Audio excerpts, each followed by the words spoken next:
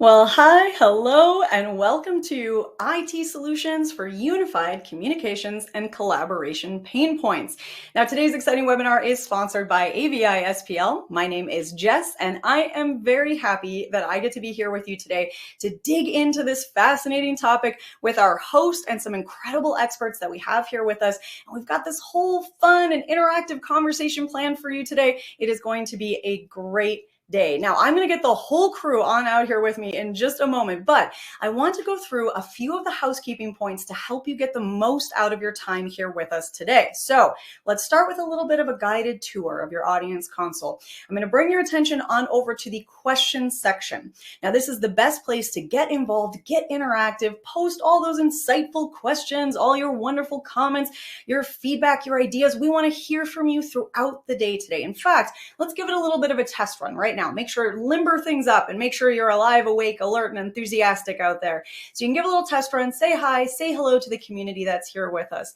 Now, a quick side note, that questions window is also the best place to reach out and let us know if you do have any technical issues during the session.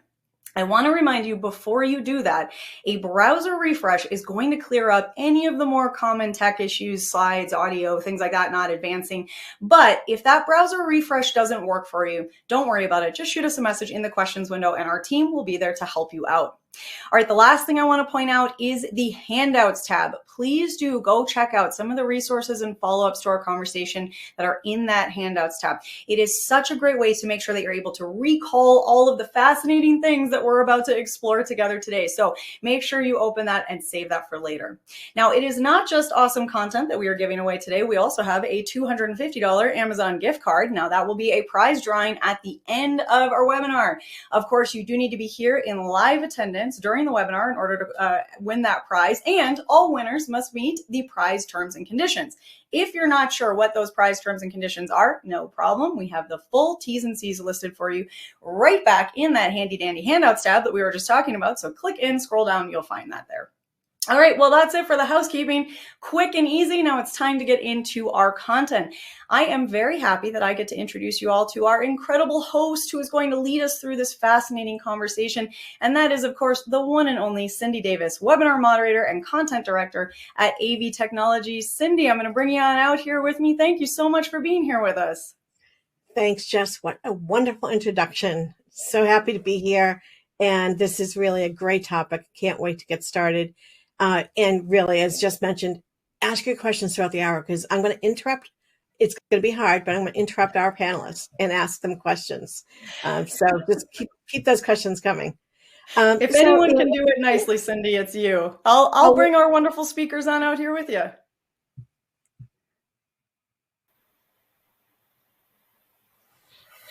Hello there. So for our audience, honestly, I don't need to tell you that unified communications and collaboration solutions have exploded in the past few years.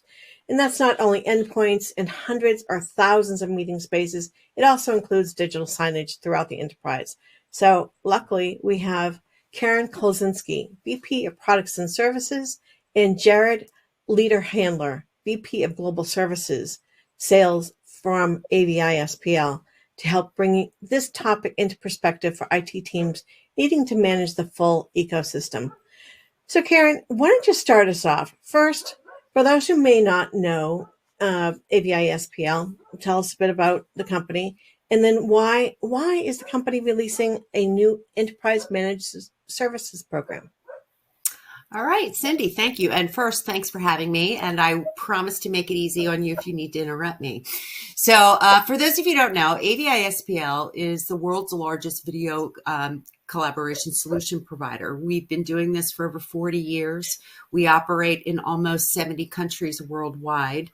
That's growing every day. And what we really focus on is really trying to help our customers get the most out of their collaboration and visual communication investments, right? And we do that by trying to, help them make the technologies simple to use, ensure they're supportable, help our customers scale, and then ultimately secure their environments as well. So, with enterprise managed service, and you touched on it when you said, hey, look, there's just been an explosion of collaboration technologies. So organizations are really struggling to support all of their plans to increase video enablement within their spaces, right? On top of the end user adoption demand. And then in addition to that, there's the user expectation that has increased as well, right? They want it always on, always perfect, make it as easy as, calling my grandmother on Zoom, right? So that user expectation has really increased. Then, to make the kind of perfect storm, the challenge out there is to find qualified technicians to help them not only roll things out, but maintain it, and to do that within the IT constrained budgets. So I think they're really the key points we're trying to address. Absolutely. And Karen, one thing you mentioned, you're in almost 70 countries throughout the world. That's pretty amazing. But those aren't you're not just operating there. You actually have AVI SPL offices. Is that correct? AVI SPL owned and operated facilities, absolutely, right? One of our philosophies, whether it's from a service perspective or even a physical perspective, we want to meet our customers where they are, right? So that means from a maturity standpoint, a need standpoint, and a physical location standpoint. Yeah, interesting. So, Jared, let's talk a little bit more about the Enterprise Managed Services program that AVI SPL has recently launched, and talk about the go-to-market strategy. Yeah, absolutely. And excuse me, thanks for having us, Cindy. Super excited to be here. I think at the end of the day, we really felt that the industry was missing kind of a scalable, proactive service offering that was really free of limitations, right? It was either limited by its boundaries geographically, its scope of service, or its scope of offering. And Karen had just hit on the fact that we have over 70 offices worldwide that are owned and operated. We are one company, but locally supported. So I always say we have a global reach with a local support structure. And I think also at the end of the day, the standardized offering was key to our go-to-market strategy. So if I expand on that a little bit, didn't matter if the room had, a dual monitor, was a very complicated room, or it's a simple huddle room. I think we saw a lot of these being deployed post-pandemic. And we really believe that it requires the same level of due diligence to obtain, the asset inventory information in the beginning, to monitor the room, to make sure, that the room is up in an up status, regardless, again, of the size. And a little bit of the teaser for later, I think, when we get into cost, is really we built our pricing structure along those same lines. And the offerings that we've seen, I think, in our industry, they're there, but they have technology limitations to them, right? So whether it didn't cover the end-to-end solution, it only covered a portion of it, versus kind of a different side that you had to depend on a different provider. We really wanted to make sure that end-to-end offering was included in our enterprise managed service. That's interesting. I mean, that's really key, because you're talking about really an entire ecosystem here. Absolutely. Exactly. Yeah. So we're really here. I mean, this IT solutions for UCC pain points. And we're here to acknowledge and discuss the very real pain points IT departments face when managing everything that comes with the UCC environment. Environments are getting increasingly complex, which I'm sure, I can't imagine anybody's not agreeing with that. Every manufacturer is layering on more devices and services in either 5, 10 platforms. So how does an IT department manage all of this? And, Karen, what are you hearing from your experience? What are some of the top pain points? Yeah, and you definitely hit the nail on the head with complexity, right? But that complexity comes from a lot of different sources. Number one, these new collaboration technologies are more integrated into their core IT technologies than ever before. It used to be that the collaboration in AV was very segmented, right? And it was easy to kind of isolate it, right? And really kind of treat that differently. Now we're seeing a level of IT integration that just increases the complexity to manage it, to install it, and really to care for the end users.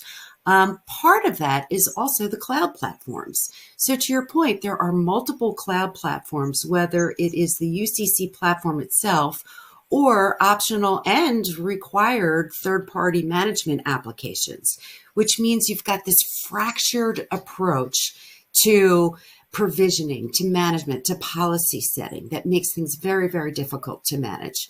Another area that is adding to the complexity is rate of change. We have not seen technology rate of change in this space like this in a very long time. So you add all those things up, right? And it really doubles down on the complexity. The last piece of the complexity puzzle is, especially large customers, their migration status.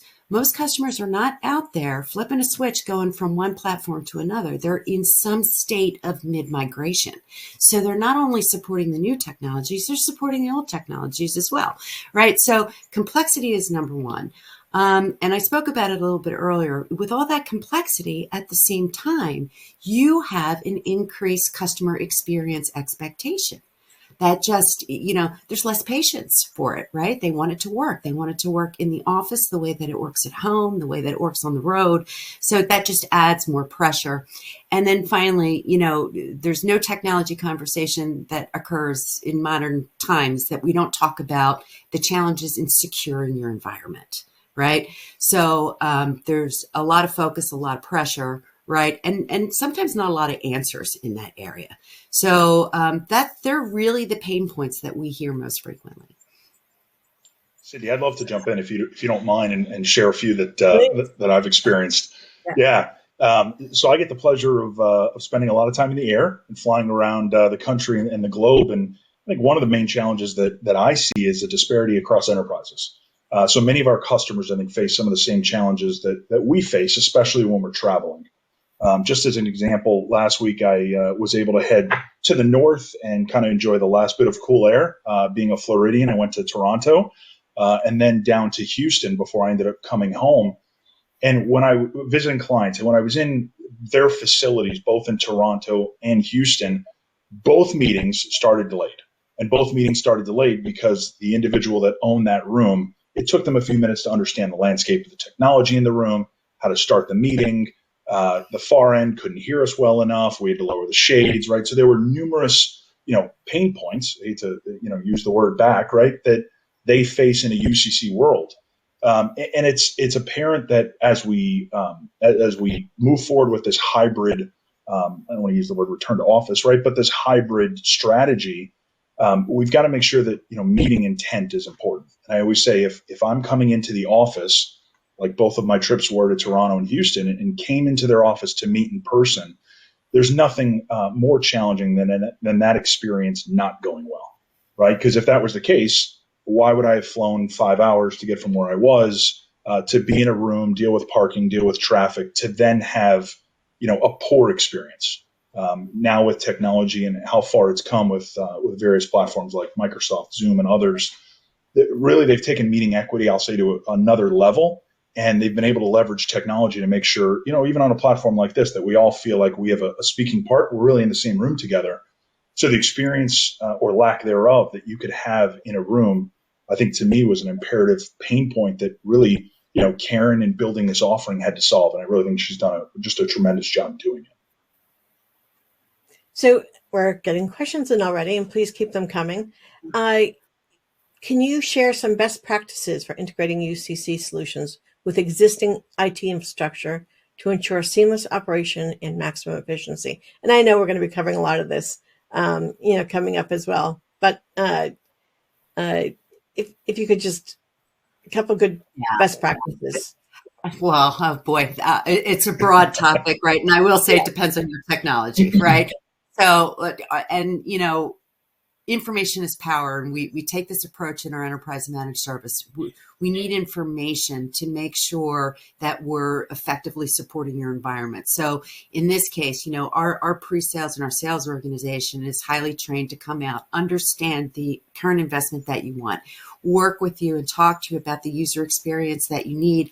And, I say experience singular, it's really plural. So one of the things we focus on is that kind of pre-sales engagement, our design engineers, our solution architects, to help you build the right solution. In addition to that, we do also offer consulting services where we do needs assessment, optimization workshops, those kinds of things, because it is unique. And I know that's maybe not an answer, but the reality is understanding exactly what you have and exactly what you need to be doing, right, is how we're going to make sure it operates seamlessly. So I wish I could give you a quick answer, but that really does take some design to it. And the only thing I'd add, if I could, real quick, is I think spending time with our customer's customer, right? I refer to that as the room user, right? At times, Karen had mentioned we're trying to solve our customer's pain point, but unless we're talking to their customer, the internal stakeholder, we may not truly understand the pain they go through in the room, what they're looking to get out of the room, how they're looking to use the room. So I think all of those, conversations around sort of a roundtable environment helps us really understand what a best practice would look for from a platform position. Another question, this is a very good one that just came in. How important is user training and adoption in the success of UCC deployments, and what strategies can organizations use to promote user engagement? I would say the world is changing on that one a bit, right? I feel, and maybe the workforce is getting younger, I don't know. I feel in some cases that the end users are kind of outpacing us, right? And they want more modern interfaces. They want the same experience. They want what I like to call the Amazon experience. So I think the trick to it is, it's not that you can ignore adoption, but again, to steal one of our own kind of slogans here, you got to meet them where they are. Who are they? Are they a millennial? Are they a baby boomer? And you need to think about, what that person is doing, who they're talking to. Now, there are generic things that you can do. There can be in-room guides. There can be online kinds of things. We offer in-room training books with QR codes so that you can get immediate assistance, right? But I really think understanding your user community, who they talk to, and then incorporating that into your instructions, into your processes really helps. And again, apologies. I hate to sound like a broken record chiming over, but to add or expand on what Karen had mentioned, I think technology in rooms can be intimidating, right? When folks walk in a room, if they don't truly understand, how to use the technology and have adequate training or adoption of how to use the room, it's intimidating, right? And when you think of a customer of ours, regardless of what the vertical is, right? Corporate, enterprise, higher education.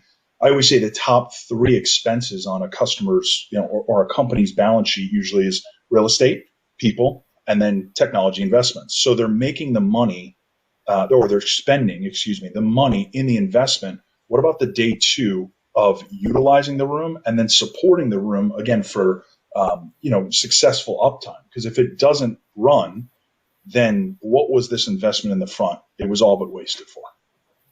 Absolutely. I'd like to actually put a question back to our audience. Tell us what your top challenge is in implementing UC, and then I'm going to continue asking questions here. So audience, please let us know what your top challenge is implementing UC. So one of the pain points I hear a lot is when a company wants to expand into a new location, and staffs are shrinking everywhere, right? And in particular, IT staff isn't like just expanding. So, they're looking to expand into a new area, new location, and they don't have the staff or service for that new office. Is that something that AVI SPL can offer help with? Part of its managed services program, and how in that question, how is that different than a monitoring program? I'll take that, and I know Jared's going to chime in. So how about that? So, maybe not necessarily deploying a new system may not be, necessarily core to the managed service. The managed service kinds of thinks of taking over the administration on day 2. However, AVI SPL service portfolio, and I touched on this earlier, we build our service portfolio around technology lifecycle. Right? So we look at where a customer may be, and we want to be able to support them while they're planning, while they're deploying, and while they're operating technology. And the reality is they're doing all 3 at once, right? So we have various service programs to support those basic lifecycle initiatives. So, integration and installation is sort of a standalone product that you can buy. You don't need to subscribe to a managed service. If all you need is support for installation and integration, we absolutely can support that worldwide.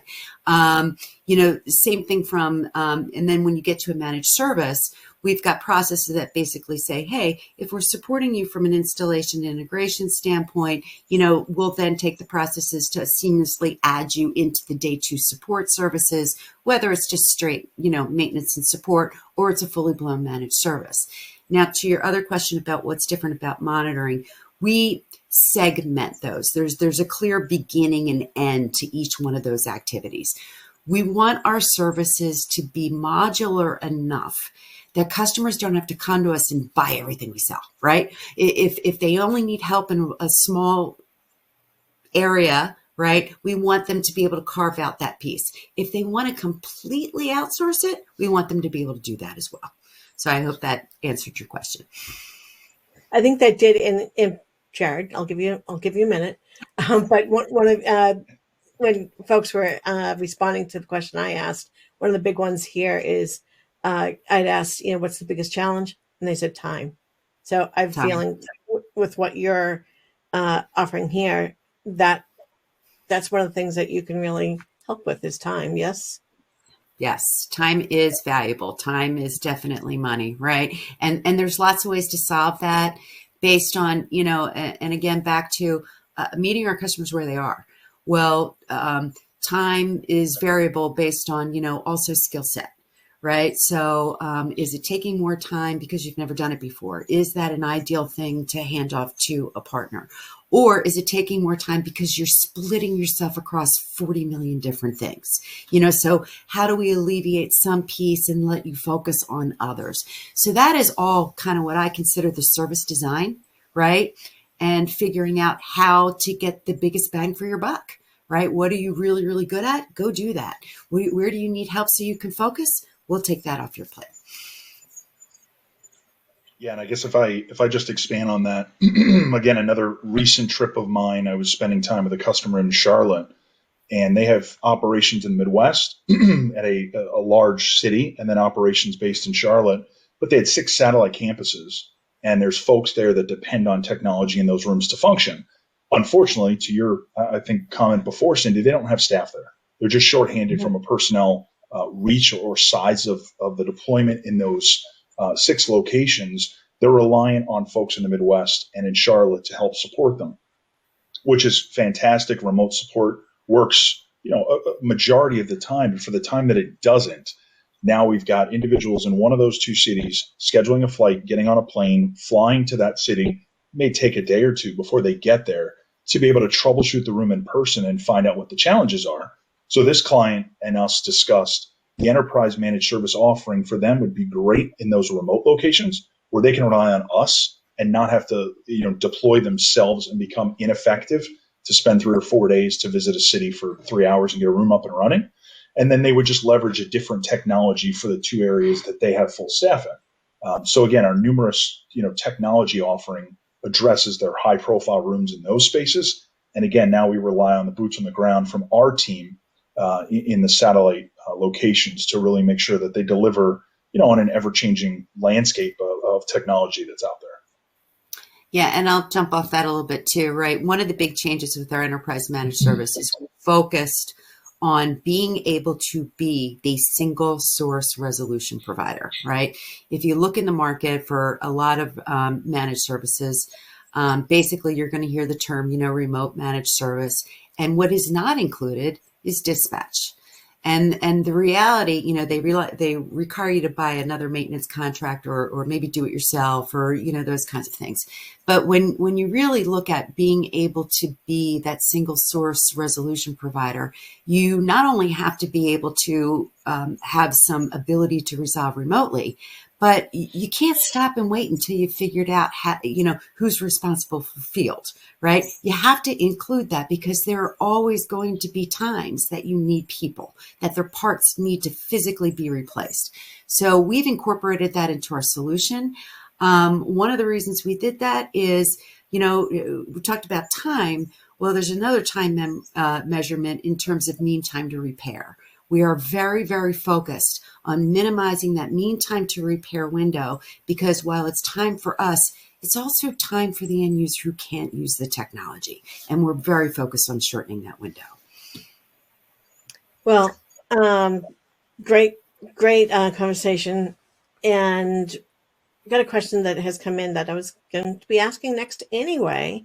What security considerations should organizations keep in mind when deploying UCC solutions, especially in light of increasing cybersecurity threats, which will never go away? And then my question next to you was going to be, how does AVI SPL focus on helping a customer secure the environment? Absolutely. So, Jared, of course, I'll let you add to whatever I've forgotten, right? So there's a couple of plan of attack. First and foremost, I'm going to say standards. Have room standards, right? So the more that you can kind of isolate the technologies that you have in place, you're more able to handle and react to situations. The second thing is, the asset inventory. One of the things that we have seen for years and years and years, every single customer will go to a customer and say, hey, can you tell us what your inventory is? And literally 10 out of 10 cannot. They do not know the devices in the rooms, where they are, how many they have at any given point. That is one of the reasons that we built a robust asset inventory into this program. Your first step in securing your environment is knowing what technology is where all the time, right? Because your second step is going to be to have an effective patch management program. You really have to start with baby step 1 and baby step 2 before you can get more sophisticated. Again, back to the enterprise managed service, we have included what it takes to go out and audit existing rooms so that we have that baseline.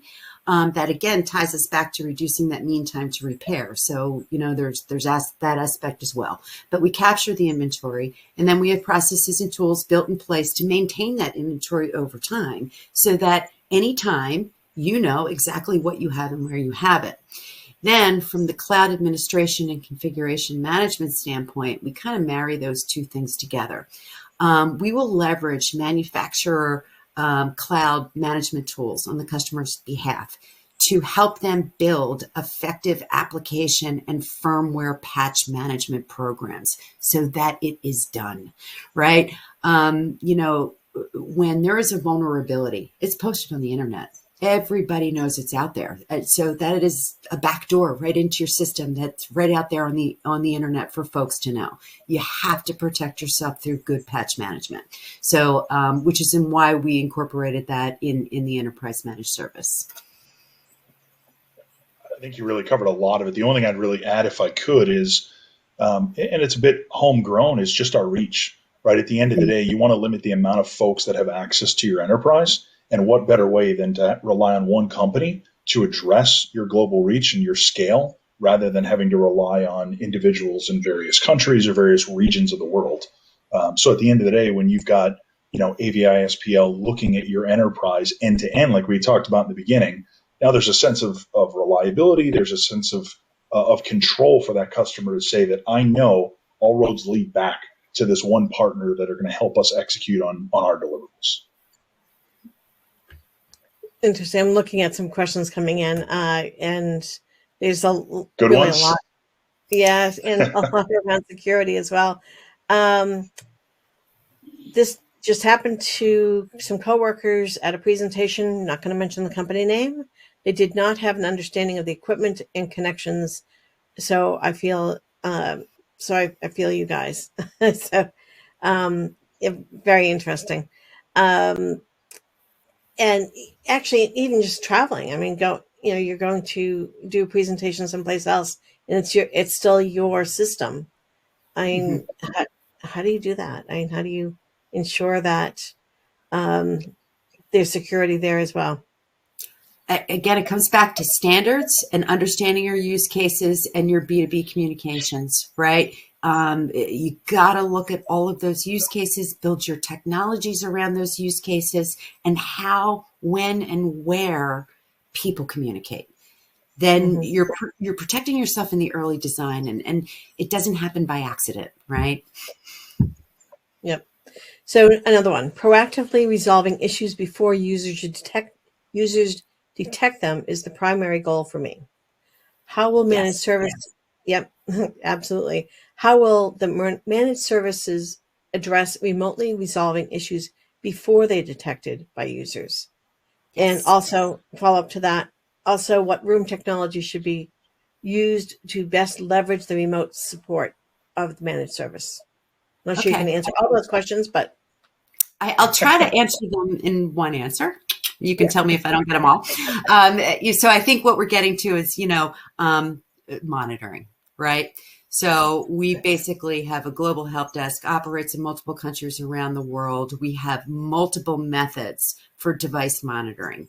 So basically devices are monitored 7/24, come into the help desk in midnight, right? We've got remote access to the device. We have remote control capabilities. We're going to work to resolve the issue. If not, and we can isolate it to a hardware replacement, then we're going to dispatch and, close that loop.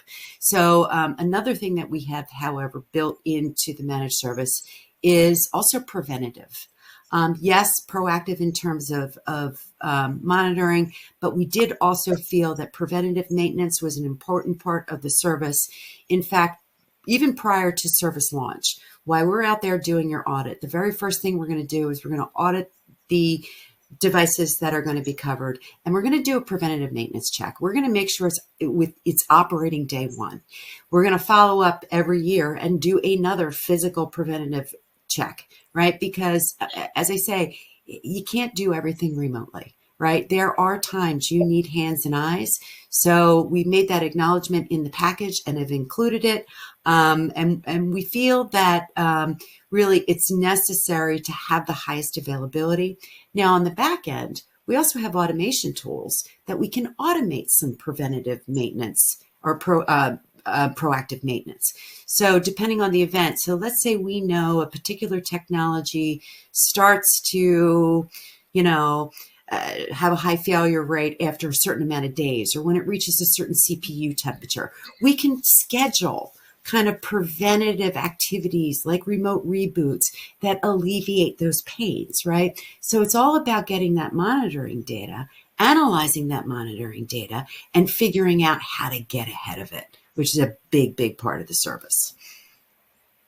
I think from a proactive standpoint, real quick, if I could, Karen addressed a lot of it, but I think, room deployment's another discussion that this loops back to, right? For example, we need 2 HDMI inputs at the table. We need content sharing. Well, if we come to find that from a report and analytics standpoint after a year, that you only use that back, HDMI table input once, then you can now educate the room user to say, if you either refresh this room, deploy it in the next facility, you really are installing or encountering X dollar of expenses for Y value, right? The majority of the value is not there from a cost value, benefit standpoint. So to be able to, proactively see is one way, but to understand really what the user's using the room for and to be able to outfit it in future facilities, I think is extremely important and valuable. So both of you have just touched on what we really need to talk about and questions that are coming in. Karen, if you would outline what's included in the program, because you've talked about a lot of different aspects, what's in the program, what's not in the program, it sounds pretty robust. Yeah, it is. It is very comprehensive, right? It's a comprehensive ITIL-based managed service. And in some senses, this might be in a timeline order, but it's not alphabetical. So basically, asset inventory service, doing the audit, maintaining the asset changes throughout the life cycle, 7/24 device monitoring, configuration management of the devices, cloud administration services, which is where we will operate third-party cloud platforms for policy setting, firmware application, basic configuration management, 7/24 incident and problem management, preventative maintenance, reporting and analytics, and overarching service management to help you with the analytics and really help you, really improve the overall operations over time. And Jared, you want to add on that, because I know you're out there in sales. So, what are you hearing from the needs, and how are you kind of matching that with these services offered? Sure, absolutely. Yeah. I mean, for the most part, when I'm meeting with clients that are out there, this addresses all of their needs. Now, it may vary based on facility or room, right? So they may say, hey, in Wichita, Kansas, I need everything you're saying except this. But over here, I really need the portion that I don't need in Wichita. I need that in New York, just due to the high profile, nature of those rooms. So I think it's, our ability to be flexible, but understand. And I always use the example of, for us, it's an end to end. If you're a family of three versus a family of four, you don't sort of remove the fourth seat in the car, right? It's an end-to-end solution. And for us, we really didn't want to, I'll use a term that I think Karen uses a lot. We didn't want to rely on others to be able to, make sure that the customer is in a ready state, in constant preparation, if you will, because we're going to talk, I think, a little bit about price. But again, I always say from a cost perspective, it's a bit like life insurance. Yes, we want to address the proactive side of it, but we don't want to, wait until we're at a failure state to really address it. Because what's the value of losing a room or having to move a meeting to another room? That cost usually supersedes the cost, 10x of what an offering like this would be to get ahead of it. Yeah, and I'll add to that, Jared. When a customer outsources or just makes the decision to buy a managed service, they don't want it monitored. They want it up and running. So when we built the service, we looked at it and said, look, it's going to be our responsibility that if there is an issue, we're expected to respond and resolve. So we built into the program everything that we need to be that single source resolver.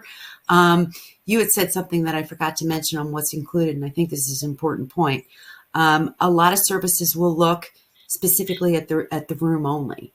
Well, these rooms don't operate, in isolation anymore like they used to. You have to look at the cloud. You have to look at potentially infrastructure, right? And we will support it. When we say end to end, we are talking about supporting their cloud. We are talking about even supporting infrastructure, session border controllers, PSTN gateways, those kinds of things, and the room itself, because the whole ecosystem has to be healthy for the experience to be high quality.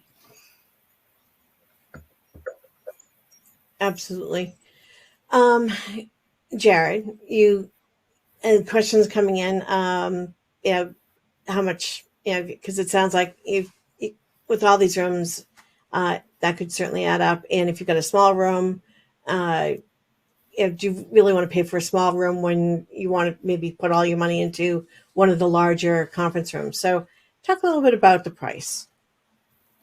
Yeah, absolutely. And I think before I address the price, again, I kind of teased it a little bit before, but really just addressing the fact that, the cost of a room being down isn't really calculated until that occurs, right? So again, we've all been in rooms, I'm sure, as I was last week, where you walk into a room and it takes 10 or 15 minutes for the room to get up. And I think both of you were talking about time before. And I always say, time is the only thing we can't make more of, right? We all get 24 hours in a day. It's how we use it.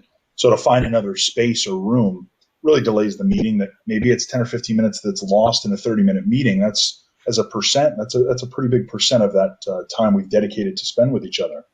So I think for a cost standpoint of less than $3,000 per year per room, the offering provides a lot of value. And Karen did mention, again, complete asset inventory, proactive monitoring, unlimited remote break-fix support, and then really giving reporting and analytics. And I think at the other, discussion is we're really being focused on a scalable and budgeted and regularly budgeted expense. So there are certain rooms that maybe you would spend more from a support standpoint due to what's in the room, or rooms that I think, Cindy, you had mentioned that maybe there's less technology. For us, it's irrelevant of what's in the room because we're looking at it, again, as an enterprise-wide offering. So some rooms, again, it may not be the best solution for if they're very limited technology rooms. But again, when you look at it for some of the larger boardrooms, that's really where that scalability kind of expands and goes out. So again, the cost less than $3,000 per year per room. So really a very attractive price point. So you're not suggesting that a company says, okay, well, how many rooms? Let's forget about the smaller rooms. Yeah, no, not at all. I think, what they need to look at is what the value they get out of covering those rooms, right? I've always been the type to say, I want to make sure that I can worry about what I do on a day-to-day basis and let somebody else worry about, my up status of those rooms, as Karen had mentioned. Ultimate focus being uptime. If I'm, let's say, a financial sector company, I want to worry about what the market's doing that day. I don't want to worry about, is the room up? Is the room down? Is this room up? Oh, wait, I don't have coverage on that room, but I have coverage on this room. But what I was saying is some simple rooms, have a display and a keyboard and mouse and a small, nook behind them. Okay, if you feel that that's not the best room to cover, no harm, no foul, no problem. But again, from our perspective, we look at it, again, as a global, scalable, easy to budget expense to not have to worry, again, what's in the room, what's covered, what's not covered.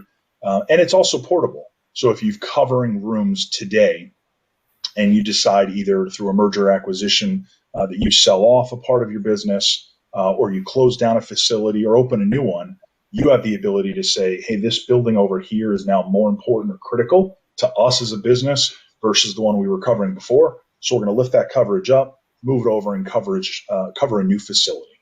So again, we've got the ability to address that on a portability standpoint. And from a pricing standpoint, we really made an effort to, again, make it simple for our customers. So on the flip side, where you may say, hey, look, this is a simple room I don't want to cover, that's fine. We want to make it so it's very easy for customers to say, I want to do everything, here you go. Or maybe I only want to do this division. And maybe it's only the VIP rooms, or this segment of my organization needs this level of service. We wanted to make that very, very easy. And we also did not want to penalize customers that through the life cycle, if they decide to add additional technology in the room, we're not going to charge them more, right? So we don't want to penalize the customer. We don't want to have a lot of add move changes. We don't want to have a lot of POs and paperwork passing between us. So back to that portability, you subscribe to a number of rooms. It can be whatever you want anywhere in the world. You make a decision that New York is now more important than Chicago, and you have a budget limitation. You take Chicago off, you add New York, and there's no change in budget. There's no PO. It's a service request. So we wanted to keep the commercial aspects of this as simple and painless as possible. We took the same approach in our just commercial paperwork and tried to streamline that. Everything that we can do to kind of make this easy on the IT team to operate, we put into this program. Great. I'd like to ask the audience, if you would, what are some of your biggest pain points, and what, after hearing Karen and Jared speak, what are some of the things that you really would most hope to have in a managed services for your UCC rooms? Send them in. We'll get some of these, get some responses to this.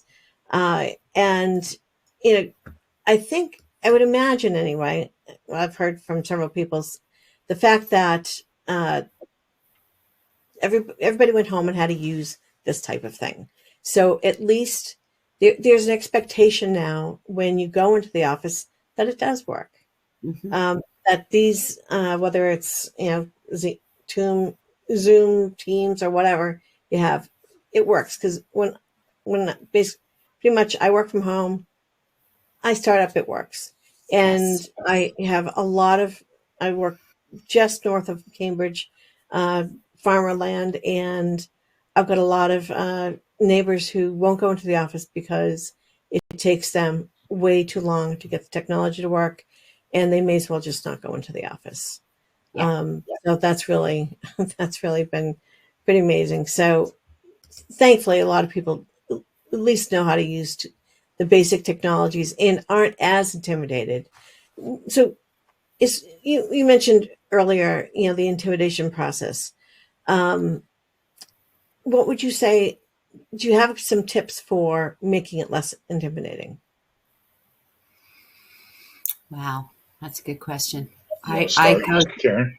I go with, we need to all kind of simplify the interface, right? I think where intimidation comes into play is control systems, right? And I think there's a temptation to over-engineer.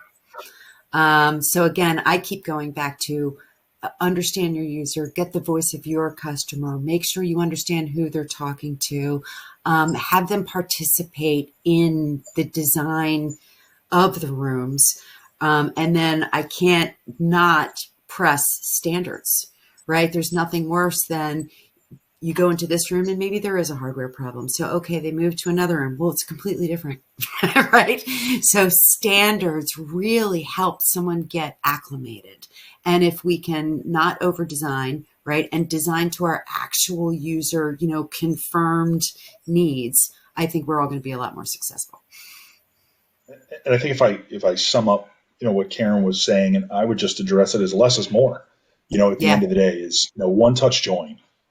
There's so many of these rooms we walk into now where we have a native platform, but then there is another platform that if there's numerous teams, Zoom, like you said, maybe it's a PEXIP environment that brings it all together, and that's fine. But again, it should still be a very simple, if a simple enterprise, offering for us to use. I think the control system at times it's a great solution, but the greatest thing could be its challenge, which is the limitations are none. Right? You can make a control system do whatever you want it to do. Again, we talked about shades, lighting, air conditioner, HVAC, but is that really what you need? Or is that what you want? And I think understanding what the room's needs are, and then maybe what the desirable wants are. Another way I've seen that solved is, coded access to some of those. So maybe there is a full offering in the control system, but that's behind a locked screen. So the typical room user is not intimidated when they walk in the room and see, what do you want to do? HVAC, shades, AV, and they don't. I just want to start a meeting. I don't know what you're asking me. Where do you want me to go? So I've seen that be really successful at customers' enterprises. A couple more things. First, again, thank you for sending your questions and comments in to the audience. For the audience, what are your top 3 words that come to mind when you think about the pain points for UCC rooms? And got a question for Jared and Karen. How do you see the future of UCC evolving, particularly in terms of new technologies or innovations that will further enhance communication and collaboration capabilities? Well, you can't leave a technology conversation without saying artificial intelligence, right? We're going the same route. That is the focus, and whether it is controlling audio automatically, whether it's camera zoom, whether it is reporting and analytics, whether it's things like Copilot taking notes for you. I think that is really going to be the industry focus over, let's call it the next 18 months. I dare not go beyond that because they'll come up with some new technology. Yeah, and I think we're all used to it. Right. I mean, I have one, unfortunately, a couple feet away, so I won't say the word, right? Make everyone's house go crazy. But we all have, we'll just say, devices that we can talk to that'll give us immediate feedback. And I think, we lent that technology on the consumer side. And I've been in this industry 20 years, and I think, commercial bled into consumer. And I think it's switched around a bit, right? We've got now consumer bleeding into, or what we have in our home is bleeding into what we want in our enterprise. And I want to just be able to go into a room and say whatever those words are. Again, I won't say them to make everyone's house go crazy here. Log me into this room. Here's the meeting ID, or here's the URL, and just have it pop up so I don't have to worry about, again, hate to use the word intimidation, but going into a room and worrying about it working. I can just worry about my meeting and having a successful outcome. Mm-hmm. Yep, good. Interesting getting, of course, a lot of similar responses to, the pain points. And if one person here said, really, don't be proactive, don't react, which is absolutely key for any smooth system, right? So another big question is does it take to deploy an enterprise managed services program? I mean, Karen, you'd said we inventory. Oh my gosh, that sounds like a massive undertaking. It is. Yeah, I bet. So how does someone get started? Yeah. So again, with the inventory, the reason that we built that in is because after years of asking customers, "Hey, what inventory do you have that you want us to monitor?" they couldn't tell us, and it was adding more pain instead of helping them, which is why we built the audit into. We said, "Okay, it is obviously difficult for customers to do that. We're going to take that on, right?" So, that's the first thing, is that we will physically come out there and do it. We wanted to make the lift as light as possible for the customer to deploy. Now, certainly they have to tell us their locations and their addresses and, help us with scheduling, right? So that we have access to the facilities. But other than that, what they really need to do is work with us to install an IPVPN network connection to enable the monitoring. Depending on the equipment that we are monitoring, whether it's digital signage or, MTRs or Windows machines or, various pieces of equipment may have agents that need to be installed. So some equipment does have agents. Others, we use APIs whenever they're available. So there's nothing the customer has to do, right? So it's really about the network connection, agents on particular equipment, and helping us on the access scheduling to come get the data we need. Great. Do you recommend, another question just came in, now all the questions coming in. Do you recommend implementing IP-based peripherals versus USB peripherals for optimal remote management? I'm going to say IP-based, right? IP-based because it's going to give us direct access to the device itself, and we don't have to pass through another device, which means we have more control, more ability to manage firmware and those kinds of things more directly. And I, quite frankly, just believe that this is the way the industry is going. Devices are going to be network enabled. When there is a network enabled option, you're going to see these third-party cloud providers, right, the manufacturers themselves, start to kind of push you down that path because they're doing the same thing with their cloud tools. Nice. Cindy, can I go back to your last question just to add a little bit more onto the enterprise managed service program, how to get started? The company made a real big investment to make sure that we could expand our team and have local leaders from a service perspective in various countries, right? So I have a team of 6 leaders underneath me spread out across the United States, one in Canada and one in our international business based over in London in the UK. And really, they're there to help begin these conversations, get to a technical resource, obviously, if needed, but understand, geographic limitations, cultural limitations, technology limitations, understanding, again, in country. And I think it's really important because while technology is universal, it is different. And I think it's key for us to understand that it is treated different, addressed differently in different regions or parts of the world. So we do have a team standing by ready to assist as you're working through these challenges. So I guess don't feel like you're in it alone is really the message I wanted to make sure to leave. And Jared, you reminded me, there are also some integration options that are available that Jared's team can help with based on the situation. So for example, if there's a need for ServiceNow integration, right? If there's a need for Office 365 integration for, in particular solutions, they're sort of the advanced options that Jared's team is able to help customers understand, if they're right. Look, we've got only a couple more minutes, but we've got a lot coming in here. What room technology should be used to best leverage the remote support of the managed service? We support over 700 manufacturer technologies. That's another premise that this had to be technology agnostic. We, as I say, 700 manufacturers that we support. Our goal is to be able to manage all of those technologies. So it's really about what you need. And another one, how will the managed service address remotely resolving issues before they are detected by users? So primarily it's monitoring, right? Monitoring is our insight into the device health. And the manufacturers are really helping us out there. You know, the one important thing you have to consider is what does the device know about itself? So long as the device knows its health statistics, it can report it to us. We can set thresholds and triggers based on various levels, saying, hey, it's informational, it's major, it's minor. But I will say this is also why we're focused not just on the room, but on the cloud, because the room could be healthy. But in order for it to operate, the cloud platform has to be healthy too. The infrastructure in your data center has to be healthy too, which is why we look at everything, because all of that can impact the user.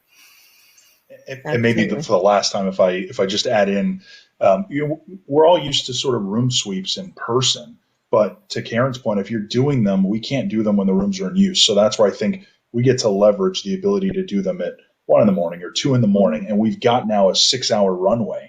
Let's say before you walk in that enterprise expecting the room to work, we've got the ability to understand, okay, what status is it in?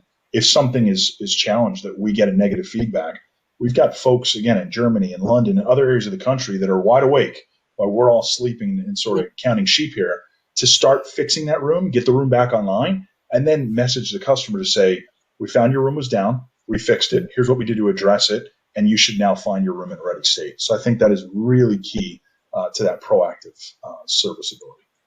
Great. I'm going to just rattle off a bunch of comments that came in for things that people would like to see. You guys do, which I think you already probably cover all these for pain points. Ours is the mystery equipment that we have to use at different customers' offices. We addressed that one a little bit earlier. Validation of functionality after OS or app updates are applied. Tell us all about that one, especially with the pressure of all eyes watching you and expecting no issues. Yep. IP configurable peripherals with verified functionality that minimizes unnecessary ticket creation. And we need standards. We have a lot of oddball CR on all types of EQ. Yeah. So I agree with you. You need standards. Great commentary. Yeah. Great. So that's really, brought us up to the hour, and I can't thank you enough for such a great discussion. We could go on for hours more, I'm quite sure. And have anybody on actually quite a few people, and still more questions coming in. So reach out to AVI SPL and these fine folks, and there is a slide coming up next on exactly how you can do that. And thank you so much for joining. And I'm going to bring Jess back in.